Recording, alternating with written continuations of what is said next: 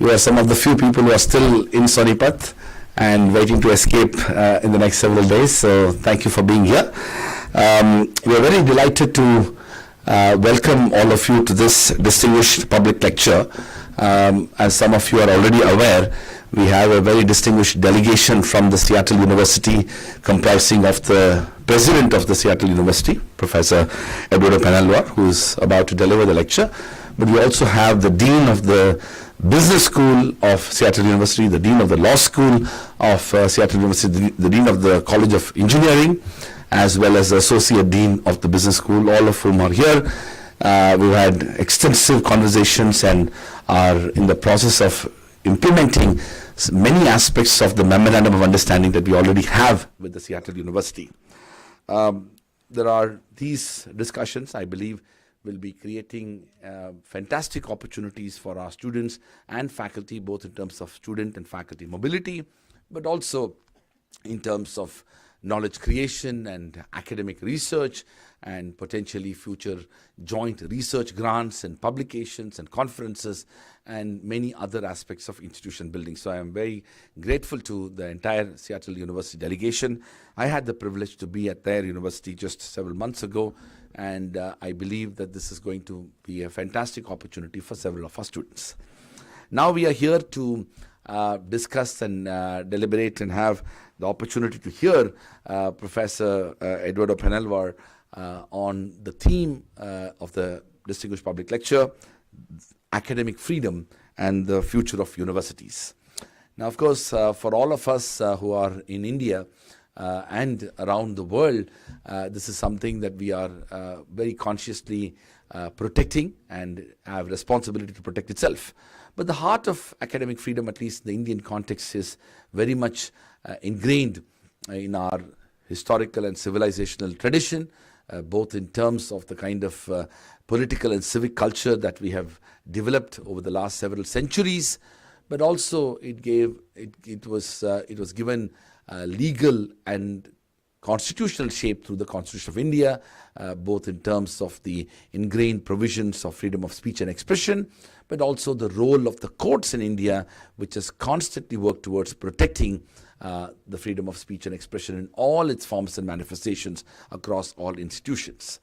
One of the subsect of that evolution is the role of universities in particular to be able to protect academic freedom.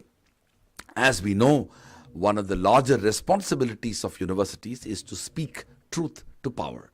And this responsibility of universities to be able to speak truth to power, while it is recognized as a larger set of responsibilities, it takes enormous effort, including institutional capacities and mechanisms with a view to fulfill that responsibility. Protecting academic freedom requires a number of efforts within any institutional context, right from the formulation of curriculum to course structure to program development to an effort to create an institutional mechanism that will foster opportunities for faculty to exercise their freedom in a free and non-intimidating manner. That also requires a lot of recognition on the part of institutional leadership on the one hand, but also institutional culture on the other, which will enable the faculty members and students to be able to function in a manner that they can express about their views and perspectives in a free and autonomous manner. Of course, it's also equally important to recognize that all aspects of freedom comes with a certain degree of responsibility. And here, as somebody who's trained in law, we are also equally conscious of the fact that any effort to exercise one's freedom also need to recognize the fact that that freedom one exercises should be based upon certain limits that are imposed in the law of the land, and to what extent that freedom can actually enable other forms of speech, which can be arguably hate speech or other forms of speech that can be potentially considered as defamatory as well. Now, there are very important thin lines that get drawn in different societies. There are some societies which have protected all forms of speech regardless of what it is, even offensive speeches, hate speeches, and those things can also be considered as part of that. And there are some other societies equally committed to the freedom of speech, have drawn boundaries as to what is acceptable forms of speech as well. These are very, very important discussions. But I will say that in the academic context, it becomes even more important for us to be working in the realm of ideas that can be fundamentally transformative, ideas that can be innovative, ideas that can be challenging existing notions and beliefs of individuals and institutions. And that's the subsect of the issue that I believe we are going to be discussing. I have great pleasure in formally welcoming President Eduardo Penalvar, who is the 22nd president of the Seattle University. Prior to being named as Seattle University president, Professor Penalvar served as the Dean of the Cornell University's Law School from 2014 until 2021. He is a Rhodes Scholar and a professor of law who clerked for former U.S. Supreme Court Justice John Paul Stevens. Professor Penalvar received his bachelor's degree from Cornell College of Arts and Sciences in 1994 and his law degree from Yale Law School in 1999. As a Rhodes Scholar, he received his Master of Arts in Philosophy and Theology at the University of Oxford's Oriel College. In addition to Cornell Law School, Penalvar has held faculty appointments at Fordham Law School and the University of Chicago, where he was the John P. Wilson Professor of Law. He has been a visiting professor at Harvard and Yale Law Schools. Professor Penalvar's work on property law has been published in scholarly law journals at Yale University, the University of Michigan, Cornell, and the University of Pennsylvania. He is considered as a leading voice in the quote progressive property unquote movement, deriving many of his insights from Catholic social teaching. His research explores how property law creates or reinforces communal bonds and how property rights mediate the relationship between individuals and communities. His book, Property Outlaws, co-authored with Sonia Katyal, published by Yale University Press in February 2010, explores the vital role of disobedience within the evolution of property law. His book, An Introduction to Property Theory, co-authored with Gregory Alexander, was published by Cambridge University Press in 2011. Penalvar was raised in Puyallup, which is actually not too far from where he is right now working, and is married to Seetal Kalantri, who is an associate professor and associate dean at the Seattle University Law School and one of our early ambassadors and supporters. Both of them met at Cornell, and I have two sons. But I want to end by saying that Eduardo has been a huge champion of international education, and some of the early partnerships that we've had with Cornell Law School, the foundations of which were laid by both Seetal and Eduardo, and we are now very delighted to welcome him and his colleagues from Seattle University, which I believe will be embarking on a new and bold step towards building substantive partnerships with some of the leading universities in India, but also to have a very significant partnership across all schools and programs within OP Jindal Global University. With those words, I would like to invite President Eduardo Penalvar to deliver the distinguished public lecture on academic freedom, the future of universities. Thank you.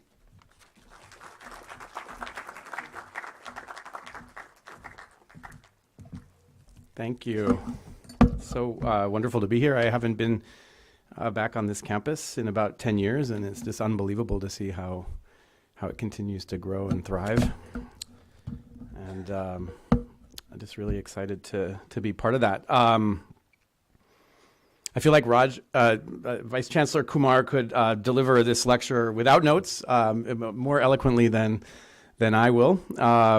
But looking forward to this conversation. I think we'll have some time for questions at the end.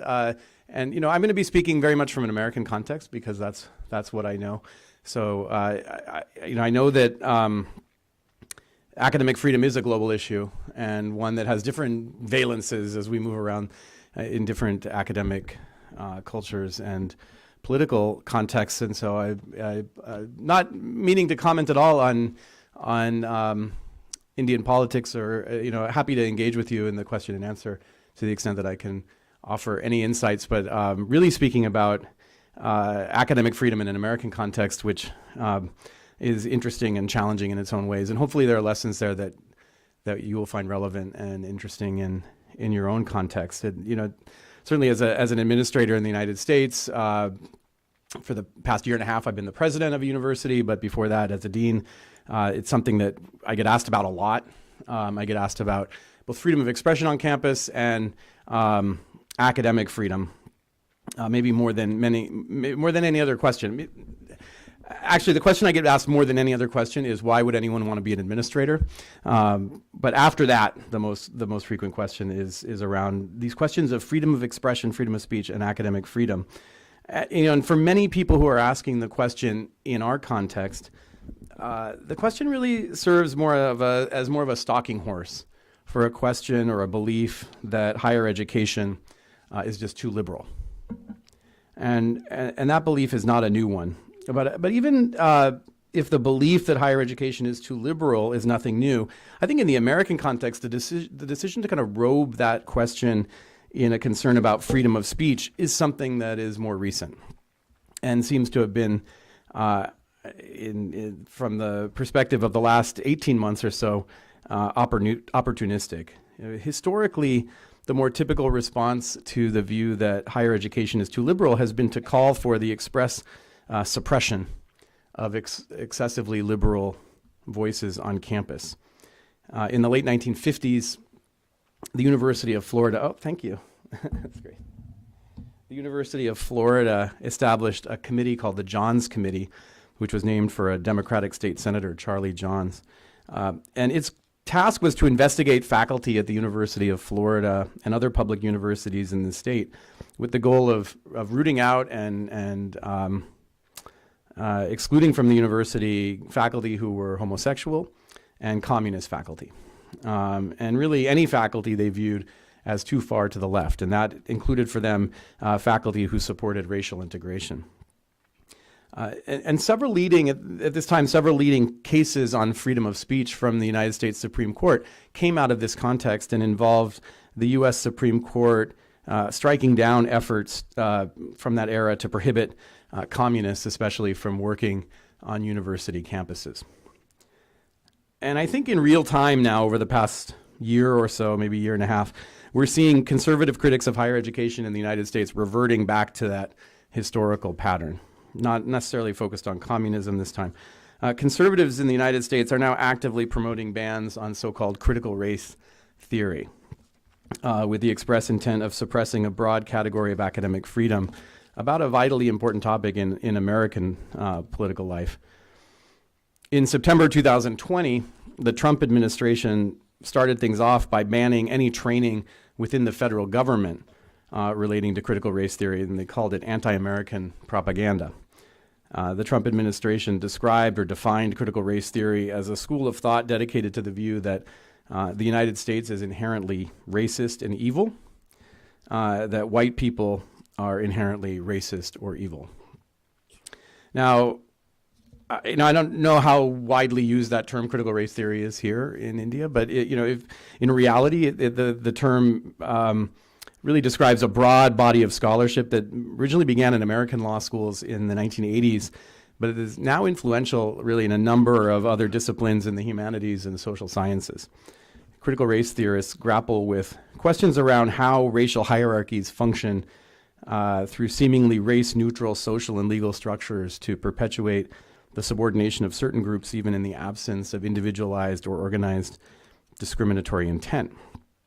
Law professor Kimberly Crenshaw, who's one of the founding figures in the field, recently described critical race theory as follows, and I'll quote from her discussion. The critical race dimension of CRT, she said, holds that there is no natural explanation for contemporary patterns of racial inequality and that race is a social construction.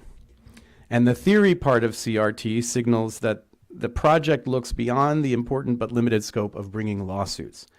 Instead, critical race theorists look at the wider ways that colorblind rules underwrite systemic inequalities. And I think as Crenshaw's definition makes clear, with the exception of its rejection of biological racism, critical race theory doesn't really reflect one narrow point of view. It certainly doesn't stand for the propositions that were ascribed to it by the Trump administration. It represents a broad but really related family of approaches to looking at questions about racial equity, law, and society. And among critical race theorists, there's a lot of debate and disagreement. People who call themselves critical race theorists express a range of positions on many issues, including their many methodological pre-commitments. And just as importantly, many people who do not consider themselves critical race theorists hold views that overlap with part of what Crenshaw described as the theory's core tenets. The rejection of biological determination about race, I think, is a view that extends well beyond the community of self-described critical race theorists. But the school has always had its critics. When I was a student at Yale Law School in the 1990s, the then dean of the school, Anthony Kronman, told an assembled group of students that under his leadership, the school would never hire anyone who considered themselves a critical race theorist. And that view has changed under his successor deans, and Yale Law School now employs several people who I would call critical race theorists. As far as I've seen, none of them believe that the United States or white people is inherently evil or racist. I've never considered myself a critical race theorist, but I have definitely benefited from reading their work.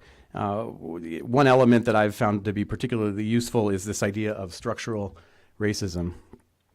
The idea behind structural racism is that systems of racial subordination don't depend on individual or even collective acts of individual discrimination, of intentional discrimination.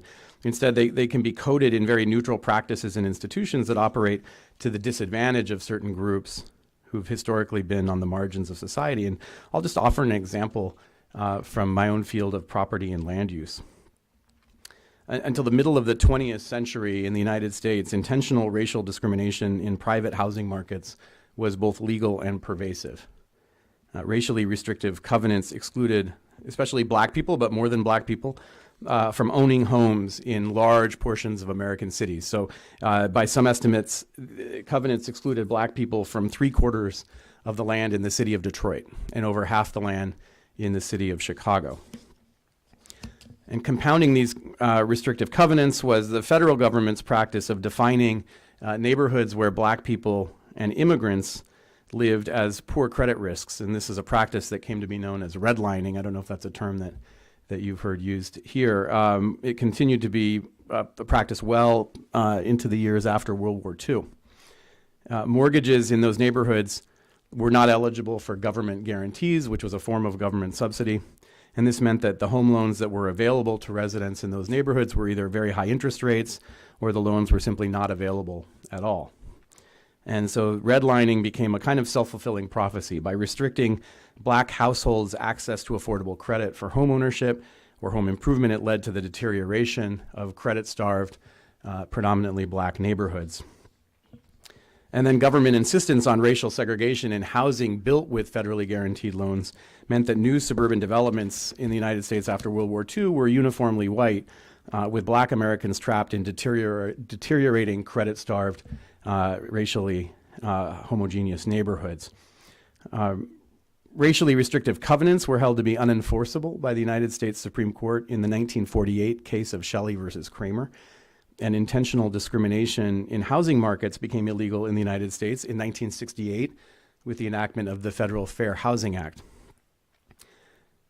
But we know from testing studies that private discrimination in both housing and credit markets continues to occur. It was less pervasive now than it once was, and it tends to be more subtle. But the impacts of that prior pervasive discrimination have proven extremely durable. And since homeownership constitutes the greatest single source of household wealth for most American families, the legacy of that prior and then now kind of ongoing in different forms housing discrimination constitutes an important part of any explanation of the really vast wealth gap that exists between black American households and white American households, one that's been growing fairly steadily since the 1960s. And then if you take models of racial segregation in housing, like the one that was developed by the Nobel Prize-winning economist Thomas Schelling, residential segregation, once it's in place, is shown to be a very stable equilibrium that requires affirmative steps to break it down.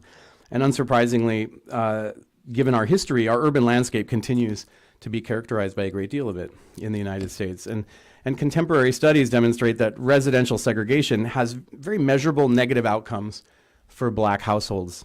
All right, so for example, because of the absence of trees and parks in neighborhoods that were formerly redlined, the average temperature in those parts of American cities on a typical summer day is 5 degrees warmer, degrees Fahrenheit, I should say, warmer than in leafier neighborhoods. And that exposes residents of those neighborhoods to more frequent bouts of dangerously hot days, right?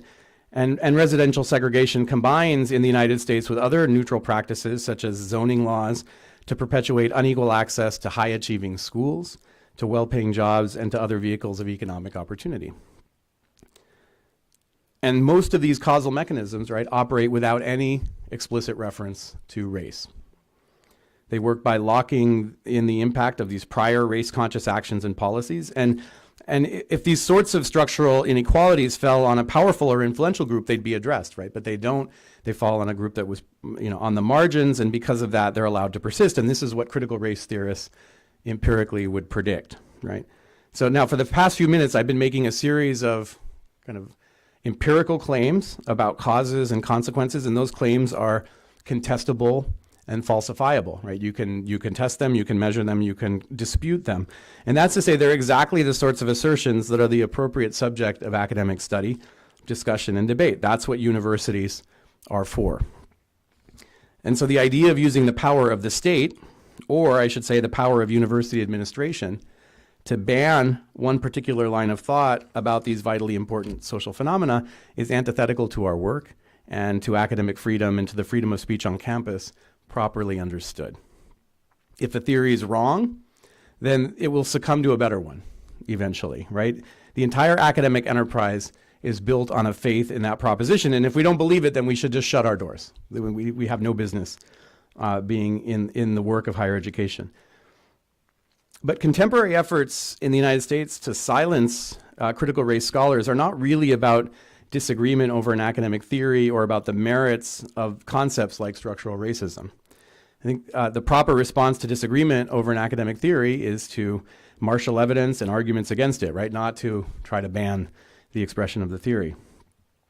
I think you have to understand legal attacks on critical race theory as part of a larger political or cultural war in which American universities have found themselves entangled. And this is because over the past 20 years, the American political culture has become increasingly polarized across educational lines. Educational attainment now predicts political alignment more effectively than most other voter traits in the United States, with college-educated voters expressing far more progressive points of view across a whole range of issues than less educated voters. And this is an international phenomenon, and it's one that's been observed and connected with the rise of populist movements around the world. And as a result of the salience of education to political affiliation, universities have been pulled towards the center of our national political battles, and again, not just in the United States. Now, within this zone of political conflict, critical race theory has become the foil of choice for attacking institutions of higher education, but there's no question that it's really a proxy for a broader attack and a number of, a kind of a concern with a number of other cultural phenomena associated with educational attainment in the United States, such as a broader cosmopolitanism and social liberalism more generally. Christopher Rufo, who is a kind of political actor, one of the architects of the Trump policy, wrote in a tweet in March of last year, "We have successfully frozen their brand, critical race theory, into the public conversation and are steadily driving up negative perceptions. We will eventually turn it toxic as we put all of the various cultural insanities under that broad category." Now, this is not the language of academic engagement, right? This is not the language of critique. This is the language of political opposition research and marketing. And I think the true nature of the strategy reveals itself with the pivot that politicians have made from sort of focusing on the state of, in asking about the state of free speech on campus, to teaching, to imposing bans on teaching critical race theory and other related perspectives on the same campuses that they were previously expressing concern about. So in 2019, for example, the Florida governor, Ron DeSantis, who may well become the next president of the United States, issued a call to action for higher education institutions to protect freedom of speech. And what he said at that time was it's imperative for the future of our society that our state colleges and universities protect a culture of free speech on their campuses. I think a statement that most of us would agree with. And he urged Florida universities to sign a pledge to protect that freedom of expression, and they all did. Now, 2 years later, he signed the so-called Stop Woke Act. And the law purports to prohibit critical race theory in a number of settings, including public universities in his state. Now, it never actually uses the words critical race theory. Instead, the law prohibits, and I'm going to quote from the law, training or instruction that espouses, promotes, advances, inculcates, or compels. This is a really interesting sequence of words, right? Espouses, promotes, advances, inculcates, or compels. Those are all very different kinds of words. Students or employees to believe, and then it lists 8 specified concepts. And among those concepts are an important one, the notion that a person, by virtue of his or her race, color, national origin, or sex, should be discriminated against or receive adverse treatment to achieve diversity, equity, or inclusion. And the state of Florida admitted in litigation over this law that that definition is just a fancy way of saying affirmative action. Does everybody know what affirmative action is? Have you heard that term?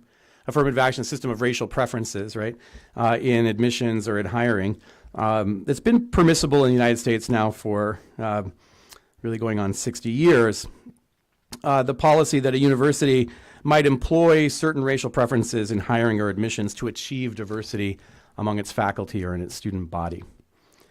And as the court put it, in this law, the state of Florida, has really just staked out the position that the idea of affirmative action, right, is so repugnant that instructors can no longer express approval of affirmative action as an idea worthy of even debate during class instruction, right? Because you have to go back to those words. What the law prohibits is espousing, promoting, advancing, inculcating, or compelling. So compelling sounds wrong, right? A professor shouldn't compel someone in class or shouldn't try to inculcate, a normative point of view, right? Should be teaching them about, but even espousing, expressing an opinion in class would be repugnant to this law. And under the law, this prohibition applies not only to the instructor, but also to any guest speakers they might invite into their class. So as a consequence, university professors in Florida could not organize an in-class debate between 2 guest speakers about the merits of affirmative action if one of those speakers were to espouse the propriety of affirmative action. So under the law, the court says you can discuss affirmative action as a historical fact, you can condemn it as a failed policy, but the idea of affirmative action is so odious, so repugnant, so vile, and so dangerous that it offends the basic principles of common decency to have a guest speaker submit their views in favor of affirmative action, even to a class of law students. As the court went on to observe, under this view, Justice Sonia Sotomayor of the United States Supreme Court, who's written and spoken in favor of affirmative action, could not be invited to come speak in a class at the University of Florida Law School. Right, indeed, the law's provisions cast such a wide net that they might be read to prohibit a university official from endorsing the idea of affirmative action or any form of asserting that black people experience any kind of systemic disadvantage in American life. So if I were a professor at a public university in Florida or an administrator, the law might punish me for the comments I just made a few minutes ago, suggesting that contemporary black households continue to suffer the structural effects of 20th century housing discrimination. And you might agree with those claims or you might disagree with those claims, right? But I hope you would affirm that they represent a legitimate point of view that's entitled to contend on a level playing field with other ideas, competing perspectives, without the state intervening to settle the argument on behalf of one of those points of view. But the Stop Woke Act seeks to deploy the state's coercive power to suppress that point of view because Governor DeSantis and others reject it. And Florida is not alone in this regard. A recent study by the pro-speech organization PEN America found that 36 states out of our 50 have introduced or enacted legislation aiming to prohibit the teaching of critical race theory, with nearly 40% of those bills targeting higher education. And I think even more dangerous than the broad reach of those laws is the legal theory that's being used to defend them. Florida has been defending the Stop Woke Act by asserting in court that as public employees, professors of state universities do not have any rights of academic freedom vis-a-vis the state. They relied on a 2006 Supreme Court decision called Garcetti versus Ceballos, which is a case involving a very different employment context, employees within the a local prosecutor's office. And they argued that state college curricula and classroom instruction are not the speech of educators themselves, but a kind of government speech. And they've insisted, and I'm quoting here, no purported right to academic freedom, and that in the Stop Woke Act, the government of Florida has simply chosen to regulate its own speech. Hamilton College President David Whitman and former Cornell Dean Glenn Altshuler rightly called this line of argument, if accepted by the courts, an existential threat to public higher education in the United States. And a few weeks ago, fortunately, a federal trial court in Florida issued a preliminary injunction prohibiting the enforcement of this law, and its decision was premised on the importance of academic freedom to university education in a democratic society, an importance that has really vital implications not just for these sorts of laws, but also for how universities choose to manage themselves and manage the freedom of expression on our campuses. It's interesting to note that the United States Supreme Court, unlike the Indian Supreme Court, has never definitively proclaimed academic freedom to be a standalone protection covered by the First Amendment of the U.S. Constitution, which is the provision of our Constitution that protects freedom of speech and of the press. Instead, the court has repeatedly emphasized the need for affirming the comprehensive authority of states and of school officials consistent with constitutional safeguards to prescribe and control conduct in the schools. There is an important consideration there, right? With respect to regulating in-class speech consistent with constitutional safeguards, courts distinguish between the state's valid exercise in prescribing a university's curriculum and the state's invalid attempts to prohibit educators from expressing certain viewpoints about the content of that curriculum. So the Supreme Court has long recognized that a university's mission is education, and it's never denied a university's authority to impose reasonable regulations compatible with that mission upon its use of the campus and its facilities. To that end, universities may generally make decisions as to how best to allocate scarce resources or to determine for itself on academic grounds what's going to be taught, right? How it may be taught, and who may be admitted to study. But what courts have not allowed is for the state to use its power over the content of the curriculum to limit professors' abilities to express certain viewpoints about the content once the curriculum has been set. As the court in the Florida case put it, simply because the state of Florida has great flexibility in setting the curriculum, it cannot impose its own orthodoxy of viewpoint about the content that it should allow within university classrooms. And with the caveat of this control over the curriculum, the Supreme Court and lower federal courts have really acknowledged or repeatedly acknowledged the importance of academic freedom to the ability of the university to carry out its function of educating citizens for a free and democratic society. And I'm just going to read you a quote from a little bit of an extended quote from a U.S. Supreme Court case that goes back to that era in which the court was acting against attempts to prohibit communists from working on campus. The essentiality of freedom in the community of American universities is almost self-evident. No one should underestimate the vital role in a democracy that is played by those who guide and train our youth. To impose any straitjacket upon the intellectual leaders in our colleges and universities would imperil the future of our nation.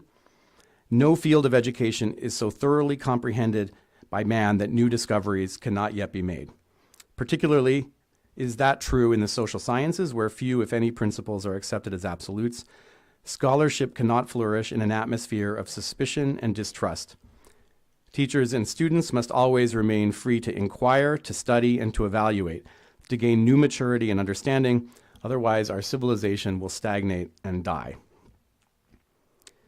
In thinking about this interplay between academic freedom and the preconditions for a healthy intellectual life on campus, I think we need to acknowledge that universities need to work hard against multiple pressures to limit robust debate on campus. And one of the preconditions for robust debate is the presence of a diversity of points of view. And in the United States, I think universities have not always been successful in this regard, especially in recent years. Samuel Abrams, who's a political scientist at Sarah Lawrence College, found that among college professors in the United States, self-described liberals outnumber conservatives by about 6-1. And at colleges in the northeastern region of the United States, that ratio is 28-1. 28-1. Second, universities need to contend with threats to academic freedom that come not just from conservatives in state legislatures and governors' mansions, but also from segments of the political left, including on campus itself. Students and even faculty frequently pressure universities to constrain the scope of acceptable debate on campus. And when this pressure relates to professional provocateurs, people expressing hate speech, that, I think there's an important conversation to be had about the appropriate scope of speech on campus. But often these calls to silence speakers include calls to silence those who have expressed views that fall well within the political and academic mainstream. An example of this was the decision last year by MIT to cancel a speech on climate change by University of Chicago geophysicist Dorian Abbott because of views he had expressed in other contexts about race-based affirmative action in college admissions. Right? Both Abbott's scholarship on climate change, which was the topic of his speech, and his views on affirmative action, which led to his disinvitation, are well within the American political mainstream. And so MIT's decision to disinvite him because of his views on affirmative action offers almost a perfect mirror image to the opposite impulse to ban speakers who support affirmative action from Florida's public universities in the Stop Woke Act. Now, commenting on MIT's decision, a department chair at Williams College dismissed the importance of open debate as an artifact of the past. And as she put it, and I'll quote, "This idea of intellectual debate and rigor as the pinnacle of intellectualism comes from a world in which white men dominated." So responding to these sorts of critiques of academic freedom of expression from the left, some universities have failed, I think, sufficiently to protect that academic freedom or the freedom of expression of students and faculty who have expressed controversial views. When critics attack higher education for failing to protect freedom of expression, they're pointing to genuine shortcomings in how university administrators have participated in undermining the ability of universities to carry out their mission of discovering and transmitting knowledge and preparing leaders of the future. But I think for many critics of higher education, particularly those on the right, the goal is not to make higher education actually better or stronger. I think the goal is to erode public confidence in higher education to gain electoral advantage in a polity in which we are increasingly polarized along educational lines, right? It benefits conservatives if we're polarized along educational lines, with conservatives representing people with less education and liberals representing people with more education. It benefits conservatives to undermine confidence in higher education and drive people away from it. And it's working in the United States. Public trust in higher education is declining across the board, but it's doing so most dramatically among political conservatives. And this kind of declining trust, coupled with that polarization, makes the job of addressing the challenges around campus discourse that I've been describing even harder, because each side retreats into its bunker and looks at the other with suspicion. So rather than this kind of ideological combat, what we actually need is a good faith conversation about how we can teach young people the value of free inquiry and civil disagreement and create a climate on campus that's conducive to robust and rigorous teaching, learning, and research. And I think achieving this is essential to universities' missions to fearlessly search for the truth and to prepare the leaders of tomorrow. Teaching our students these lessons requires that we expose them, and for that matter ourselves as educators, to a wide range of people and ideas, including ideas that we might consider to be wrong or mistaken or offensive. And this in turn means that we need to make efforts to ensure that our campuses have a broad range of perspectives. In a society where robust but civil engagement across disagreement is the exception, the university needs to be a countercultural place where that's embraced and cultivated. And these days, and again, I don't think this is unique to the United States, we tend to experience disagreement very episodically and in an impoverished way. And in part, that's a result of the way that social media kind of stage manages our experience of disagreement through emotionally manipulative algorithms that ensure that the forms of disagreement we encounter are incredibly emotionally charged and anything but thoughtful. Our lack of experience with truly thoughtful and thought-provoking disagreement leads to an atrophy of the social virtues that are essential to civil discourse, virtues like speaking judiciously and listening charitably. And we see the effects of this atrophy all around us, including on our campuses. We know that homogeneous groups are prone to blind spots. We know that the absence of viewpoint diversity can make us tone deaf to observers who don't share our points of view. And that same dynamic can have the effect of shrinking the boundaries of acceptable campus discourse, which then becomes a self-reinforcing dynamic of outrage and suppression. So how can we shift that dynamic? I have a couple of ideas that I'll share. None of them, neither of them are silver bullets. Both of them are incremental. One thing that we can do is to help our campuses create this climate of discourse by talking to our students about the importance of civil disagreement and about the virtues of generously listening and speaking courageously. And if we promote the idea that campuses are a place for practicing and teaching civil disagreement, and if we do that early and often, we can soften the soil for the steps that we need to take when we have to confront calls to disinvite someone or sanction someone because of their expression of a point of view. A second way that we can help our campuses become more friendly to disagreement is to be thoughtful about who we invite to our campus, to be attentive to the diversity of identity and of speaker viewpoint in selection of our speakers or in panel composition. We tend to be more attentive to identity, less attentive to diversity of viewpoint. When I was the dean of the law school at Cornell, we launched a series on civil discourse that brought to campus speakers to engage in conversation with one another. And we deliberately chose people who we knew to be friendly with one another, but who also had really different points of view on the issue that they were being asked to discuss. And we asked them to talk about some salient topic from their distinctive perspectives, whether it be freedom of religion or cancel culture or the threats that they perceive to our democracy. The questions were meant to be provocative, and the people, like I said, approached them from very different points of view, but in a really civil and engaging way, and in a way that expressed their friendship towards one another. The conversations were uniformly well attended and were very well received, and no one ever protested or disrupted any of these talks. And I think the reason was that students from all backgrounds who attended were basically guaranteed to experience views they agreed with and views they disagreed with. And they experienced two people who deeply disagreed with one another, but discussed them in a very good-natured and respectful way. The conversations were very difficult to organize because people, especially people of significant stature, are very reluctant to share the stage with others. But overall, I think they were successful in reinforcing the message of universities as places that are uniquely situated to bring people together to talk about challenging issues across their differences. So I know I've covered a lot of ground, so let me just recap before we turn to questions. Higher education, I think in the United States, but not just in the United States, is experiencing a moment of great vulnerability due to increasing political polarization around education. I think today the greatest threat to intellectual life on campus comes from those who would deploy the coercive power of the state to suppress academic freedom. This suppression of particular points of view is really the antithesis of the discursive freedom on which healthy university life depends. And for some, these calls are rooted in politically motivated hostility to higher education that is itself a consequence of our increasing political polarization along educational lines. But conservative politicians are not the only ones who create challenges for us. I think we also need to confront those who reject the value of academic freedom and of disagreement and debate. In other words, just because some critics of higher education don't have our best interests at heart doesn't mean that there's nothing for us to do on campus to improve the climate that we're creating.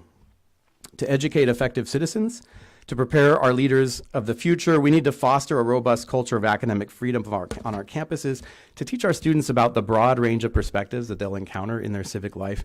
And we need to help them learn the best and most effective ways to engage with others across those disagreements. The future of democracy depends on their successful development on those skills, on our successful inculcation of those skills that involve both speaking and listening to those with whom they disagree. So thank you again for inviting me to speak, and I look forward to your questions. I'll come sit down.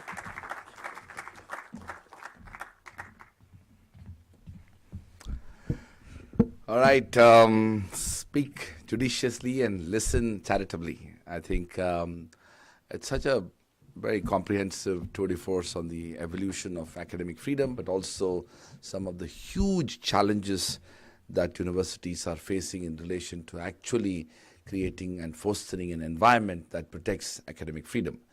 The floor is open, and please raise your hand and ask your questions. I might have some comments later. Thanks.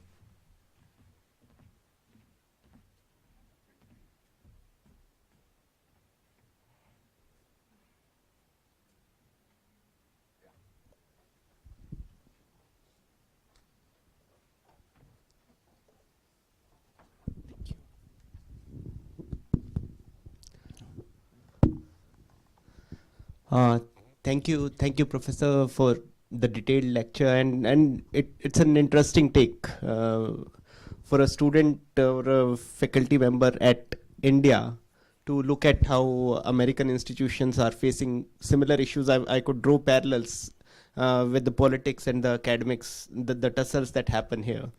The first thing that Professor Raj said about Dean of Engineering being here from your school, and that's an interesting detour. Usually we don't have people from engineering and science backgrounds at our university, and that's where my first question, that moment I wanted to ask this question, and I'm asking it despite whatever you have said. Whatever you have talked about academic freedom, it is in context of humanities and social sciences. And this question, I'm an engineer, and my Indian Constitution. And that was long back. So since then, it was. So that was a purely engineering institution, and since then it has been a purely social science institution, and that segregation is very clear in several of the Indian institutions, especially say IITs, which only in the very last decade have moved towards including humanities and social sciences. So now that you are responsible for both the low humanities, social sciences, as well as the engineering and sciences faculties, do you see differences in the academic freedom, the way they perceive academic freedom and the utility of the academic freedom, both these departments, or these segregated things? I don't see a difference. It's a great question, and you're right. All my examples were drawn from social science and the humanities. Although the canceled speaker at MIT was a geophysicist, right, who was being disinvited for views about social science, right, that he expressed, or politics in a kind of extramural context, right, which made it almost more incomprehensible. But I think if you look over a broader scope of history, so right now the controversies that are very salient in American politics revolve around social science, right? They revolve around questions of structural racism and the ongoing impacts of previous discrimination. Those are social scientific questions. If you look over a longer scope of time, then you see controversies over science as well, right? The big one was in the early 20th century over creationism versus evolution. And there were efforts to ban the teaching of evolution, right, motivated by a religious point of view, rooted in evangelical Christianity especially. And some of the earliest disputes over academic freedom came from that scientific context. I would say now, there's some exceptions to this, but there's just less controversy over teaching and research in science. There are boundary issues, like I would say, around relating to sexual ethics and reproduction. So there are efforts in some states to ban certain kinds of therapy, especially medical interventions for people who experience gender dysphoria or whose gender expression doesn't line up with their sex, and that has, you could see the potential of that to impinge on academic freedom in the sciences as well. So I think it's the same debate, right? I just think at the moment the more salient and kind of pervasive efforts to silence certain academic points of view are coming out of the social science and humanities context, but on both sides, right? So that you get the energy around on campus around silencing controversial speakers is coming from the humanities departments disproportionately, and then the efforts to suppress, which are focused on critical race theory, are going after social science and humanities departments. So that's just the flashpoint of the moment. Thank you.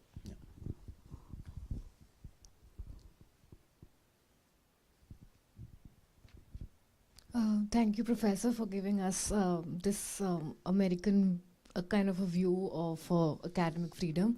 So I, along with Sir, we are kind of writing a paper on academic freedom in the context of Indian universities, and we have been taking a lot of public acts like IIT Act, IIM Acts, and Central Universities Act in considering the research. So my question is mostly in the setting of the university, the board of members, the higher authority, they're mostly the president of the country. And in the current context, we have been eliminating a lot of curriculum from uh,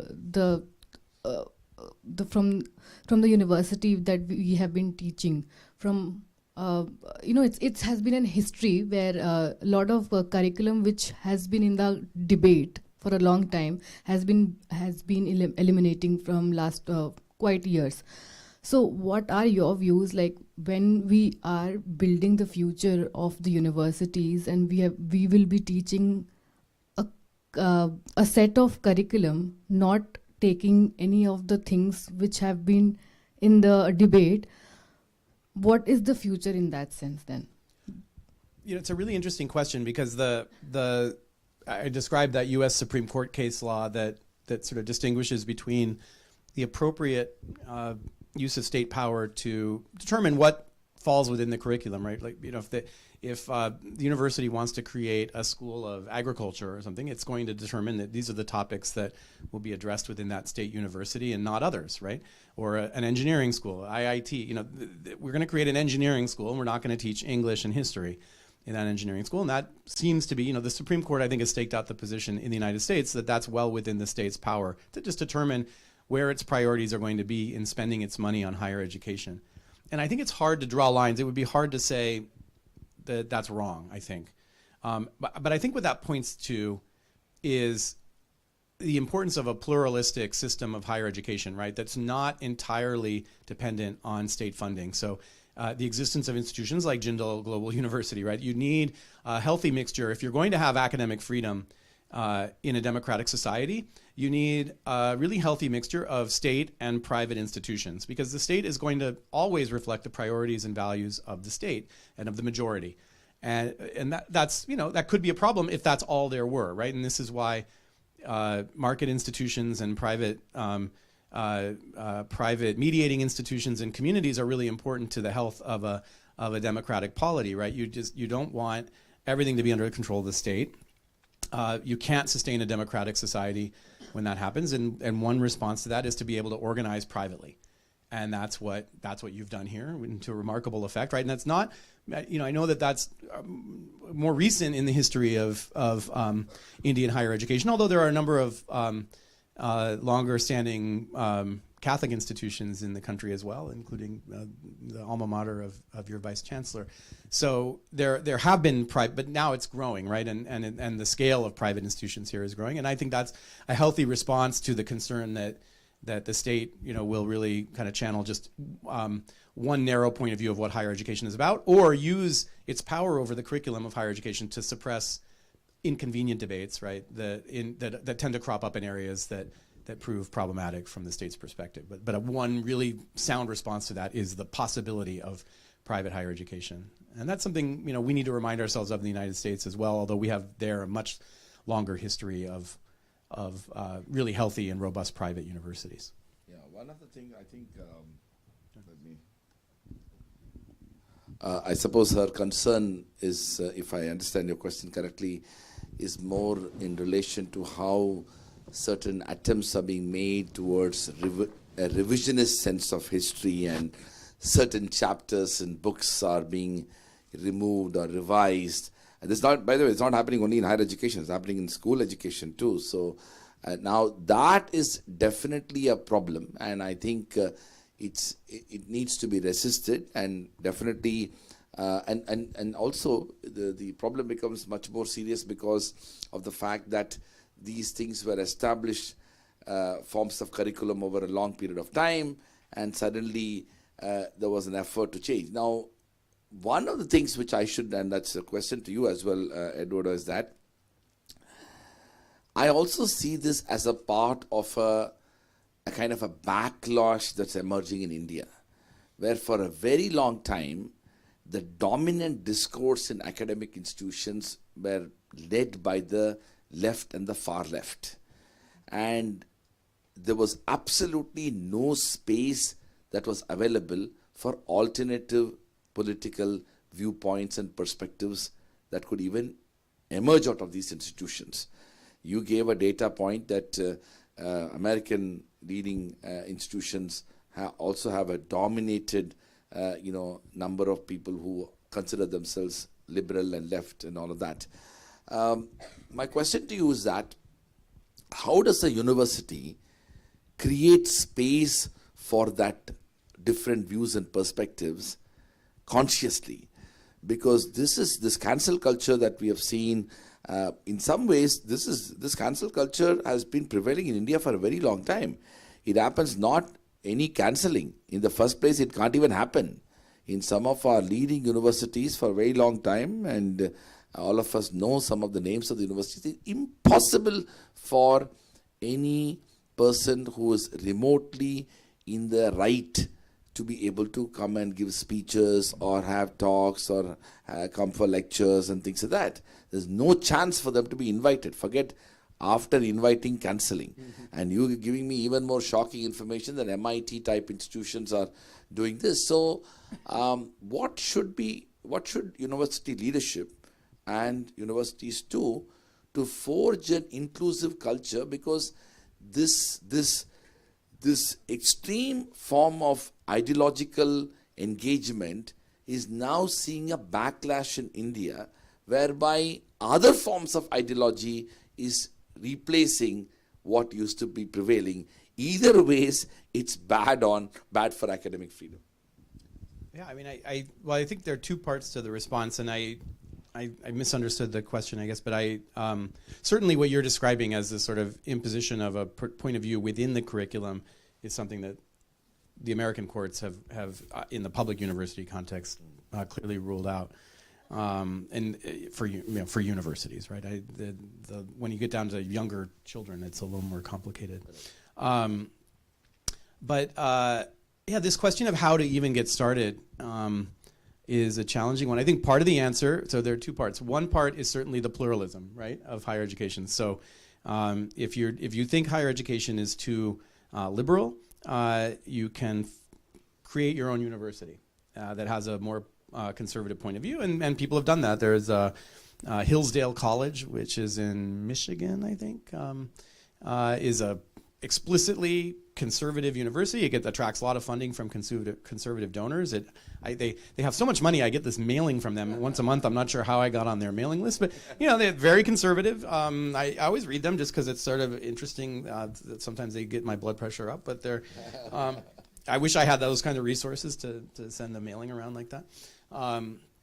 But you can start your own university, right? I mean, in a free and open society, one response to not enough of the speech you want to see is to go out and speak. And I think there's a deeper part of your question, though, right? Which isn't really just the possibility of conservative speaking on a campus, right? But the educational value to our students of experiencing diverse points of view, because that's part of how you learn to become an effective citizen, is to learn to engage across disagreement. Because as soon as you leave campus, you're going to encounter conservatives, right? Even if conservatives don't predominate among the student body, and they tend not to. So how do you foster that environment on a campus? And then it's becoming, I think, harder and harder because we're becoming more polarized across educational lines. And so increasingly, if you want to be a law professor or a sociology professor, you're not a conservative. And if you go to college, you're not a conservative. And if you're a conservative, you may choose some other pathway than going to college, or certainly choosing a career in higher education. And so that just makes it that much more difficult to create those opportunities on campus. And so I think that's where, as administrators, we have to, with good judgment, look to seed those conversations on our campuses, right? By being thoughtful about, again, who we invite to campus, and also creating an atmosphere, and really working to create an atmosphere where students will be receptive and faculty will be receptive to those conversations, and that's tricky. At the law school at Seattle University last year, the Federalist Society, which is a national organization of conservative lawyers in the United States, and if you follow American Supreme Court politics, you've read about it. They are incredibly influential in conservative political circles, and the head of the Federalist Society is sort of personally responsible for the selection of 6 of the current 9 Supreme Court justices. they're a very well funded, very well organized organization. Have chapters in most universities, most law schools, and they have one at ours. Even though we're pretty left wing political culture at Seattle University, and but we have an active chapter. And they last year across a number of universities invited speakers from a group associated with litigation efforts to push back against LGBTQ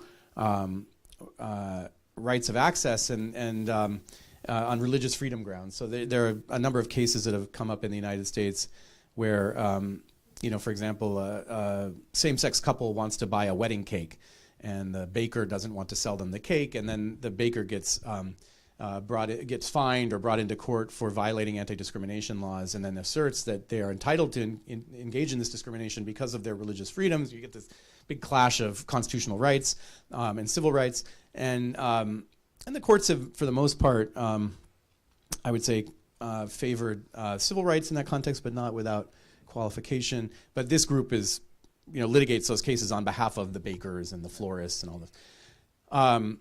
They're a conservative group, but they're operating within the constitutional legal structure. And this conservative group at our campus invited one of the litigators from this organization to come speak, and there was controversy. And this was Tony's predecessor, but we said, look, we're training you to be lawyers, and so you need to be able to understand and engage with a perspective that you disagree with. That's what it means to be a lawyer. And so there was a group of students who wanted us to cancel the speech. And we said, no, we're not going to do that. You don't have to go to the speech. But what you can do is, you can speak, right? You can, certainly you can't disrupt their talk, but you can set up a table and you can hand out flyers. You can express your point of view in opposition. You can try to educate your fellow students about what's wrong with this organization. But as a university and as a law school especially, we're committed to providing our students with the opportunities to learn about and hear about points of view they disagree with. And honestly, there's a lot to learn, right? I mean, the Federalist Society has been incredibly effective, right? And if you abhor their litigation program, right, you want to understand their success so that you can mitigate it. The Federalist Society, if you read their history, was founded in imitation of the ACLU. The left, one of the organizations that was very active in promoting civil liberties in the 1950s and 60s in the United States, and that was incredibly successful. And they were also looking at the National Organization for Women and the successes they had in litigating abortion rights in the Supreme Court, and the NAACP and the success they had in litigating racial civil rights. Conservatives looked at that and said, we're losing this battle, and so they created an organization, the Federalist Society, that imitated those organizations and now has had success far beyond what those organizations could achieve today in the federal courts. So it's incumbent on people who reject the views of the Federalist Society to study their success and try to replicate it on behalf of their own values. I mean, that's how democracy works. That's how constitutional democracy works. So if you're the most left-wing student at Seattle University Law School, you really should want to learn about how these organizations have succeeded so that you can promote your own causes as effectively as they have, right? Because right now, in the federal courts in the United States, they're winning that battle. So, there's this, we need to kind of expand the scope of what students think will be educational and important for them. And we have to do it. And it's a really tricky thing to do, but we have to, I've started talking about this in my welcoming speech for new students, and every chance I get, I sort of talk about the importance of becoming comfortable with being exposed to views you disagree with. Because frankly, we've gotten bad at that, and as a university, we need to help people get better at it. Absolutely. Well, thank you so much, Eduardo. We are coming to the end of this fascinating discussion. Well, we'll take a couple of questions. Any more questions from anywhere? Please. Keep it short, please. Sure. Okay, thank you so much for the wonderful lecture and insightful ideas. I have two questions, and first one is that is there any way to make higher education or education in general apolitical? And the second question is that can educational institutions survive by being apolitical? Thank you. Good one. Great.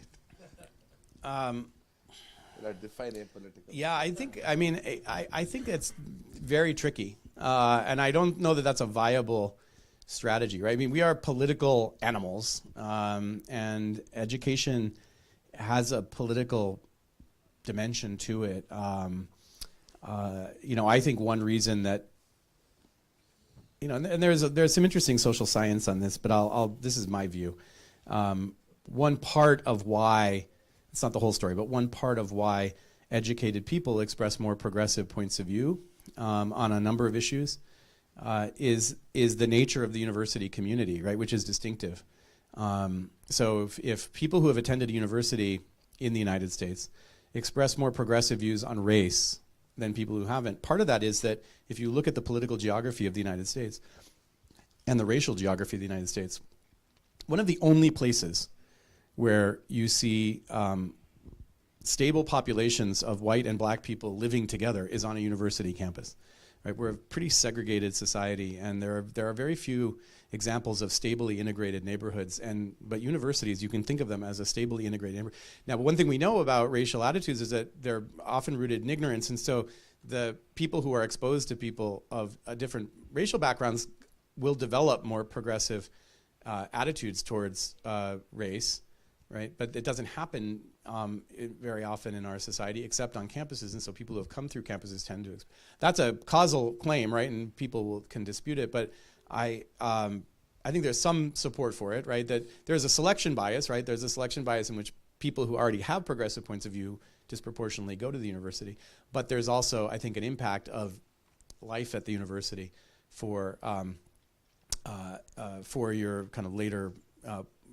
Political points of view, and that's inherently political, right? Even if the university expresses no point of view, just by bringing people together, by being committed to creating a diverse community on campus, it has a political impact, right? And there's no predicting necessarily what the political impact of our work will be, and so I don't think being apolitical is really desirable or possible for the university. But I think what we need to do is be, politically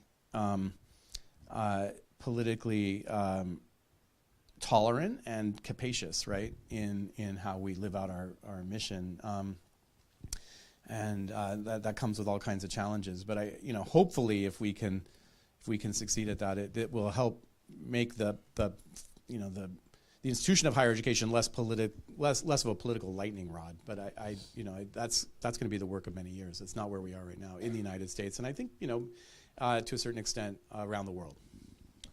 Yeah, well, thank you for that question. I can see why you raised that question in terms of, I suppose you are more concerned about not so much the fact that it should be political or not, but maybe a more, let's say, irresponsible partisan type of approach that undermines, because in some ways politics actually can potentially help thrash out complex issues. Politics is, it creates opportunities for people to bring issues that might just get ignored, but then that requires an enlightened civic discourse, which unfortunately many a time doesn't happen, and that's where universities can actually contribute a lot.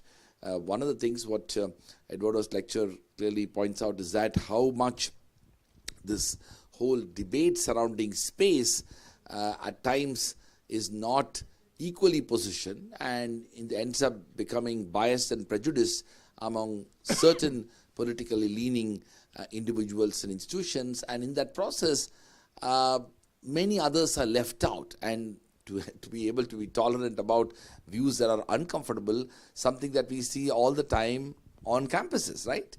Students end up coming from different social backgrounds. They've been brought up to believe in things that their family members or their parents or relatives have been, and that has been influenced in their thought process. And suddenly they end up coming into a university, and those views are challenged immediately.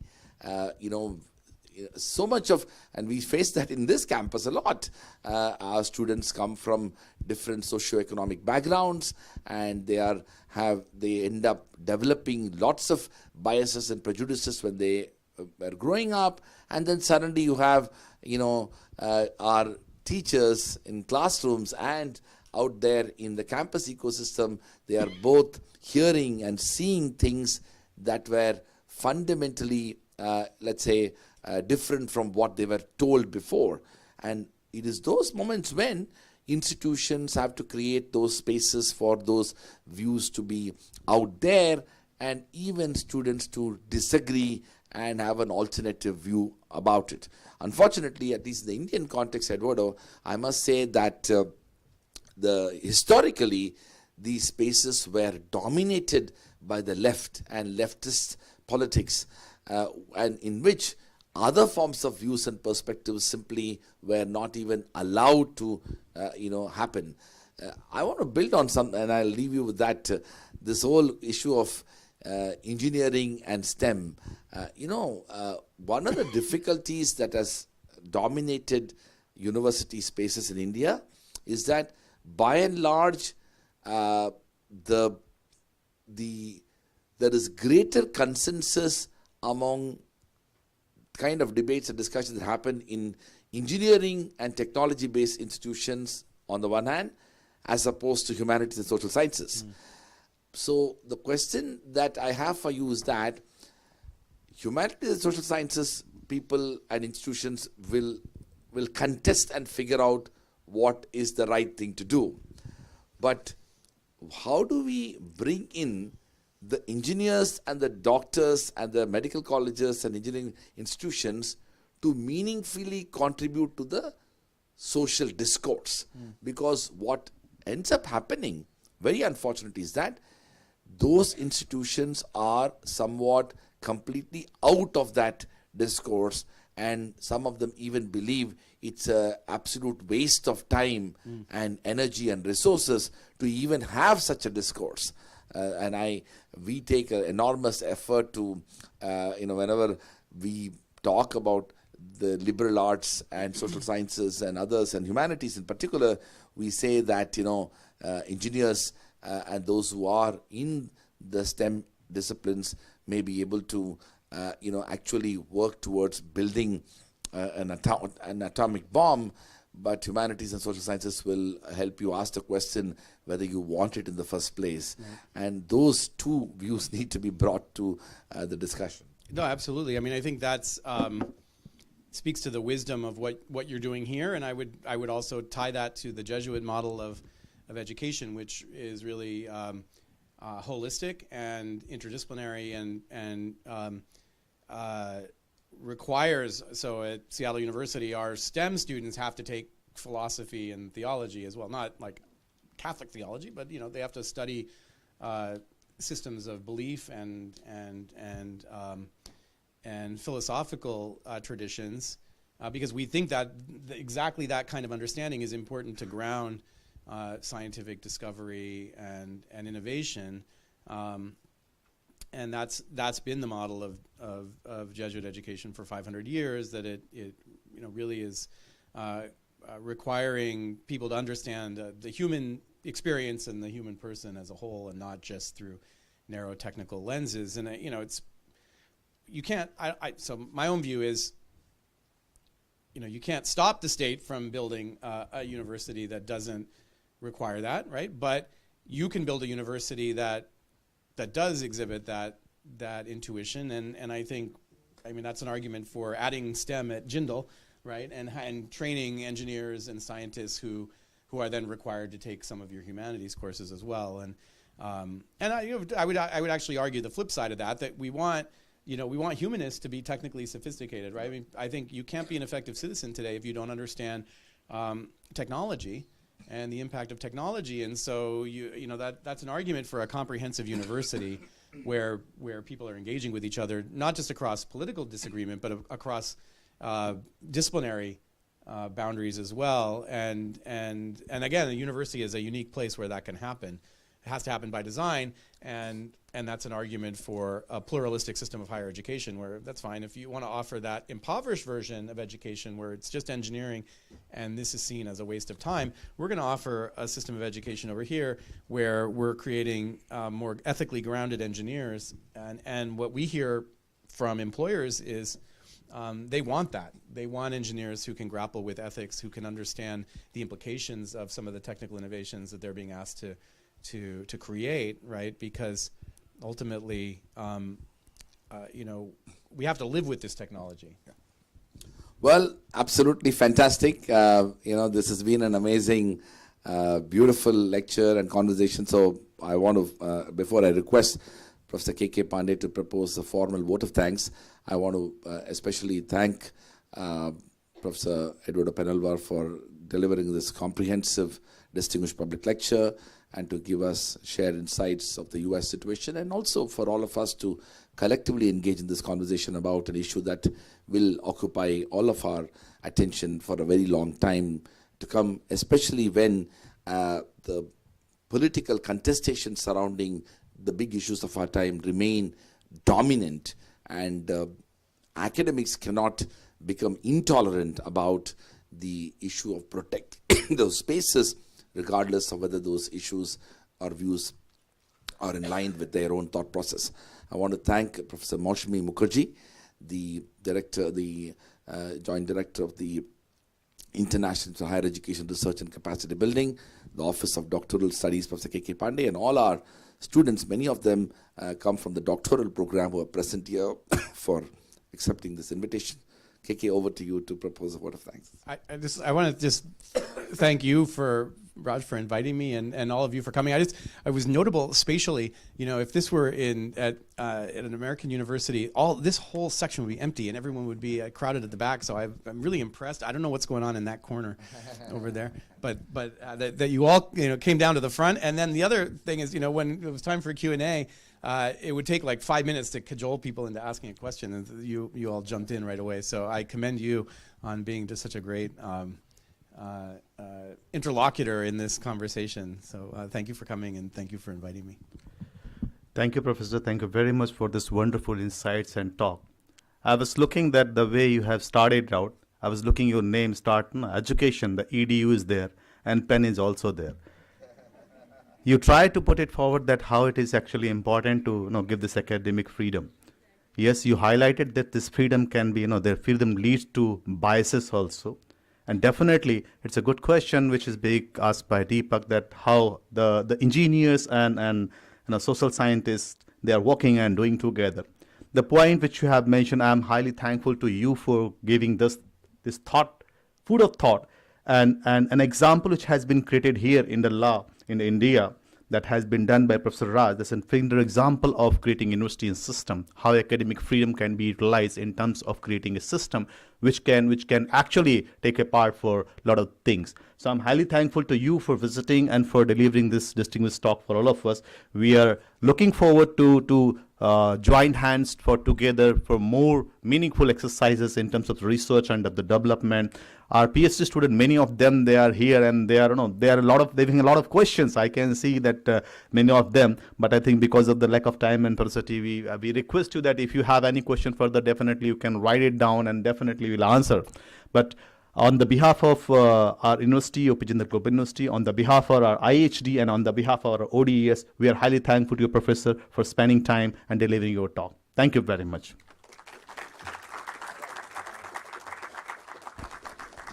Thank you very much, and this program is ended.